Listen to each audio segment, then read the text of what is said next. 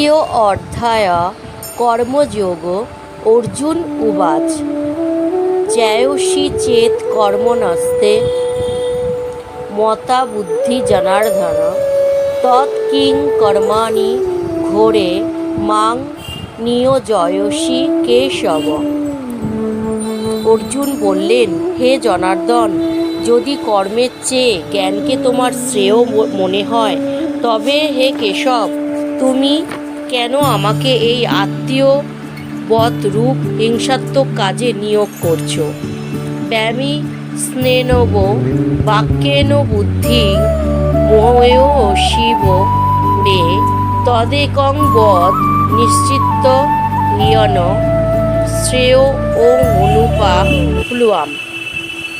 তুমি জ্ঞান কর্মের মিশ্রজাত আপাত সন্দেহজনক বাক্য দ্বারা আমার বুদ্ধিকে যেন মোহগ্রস্ত করছো। কাজেই যাতে আমি শ্রেয় লাভ করতে পারি এমন একটি পথের কথা নিশ্চিত করে বলো। শ্রী ভগবান উবাচ লোকেনোস্মিন দ্বিবিধা নিষ্ঠা পুরা পোক্তা ময়ানঘ জ্ঞান যোগেন সাংখ্যানাং কর্মযোগেন যোগীনাম।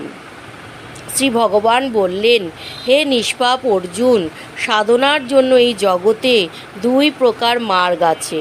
এই কথা আমি পূর্বে বলেছি।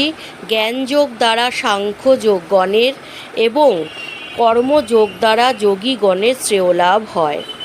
ন কর্ম মনারম্ভা নৈষ্কর্মং পুরুষ ও স্মৃতে ন চ স্বর্ণং সনাদেব সিদ্ধিং সমধিগচ্ছতি। কর্মচেষ্টা না করলেই পুরুষের নৈষ্কর্ম লাভ হয় না।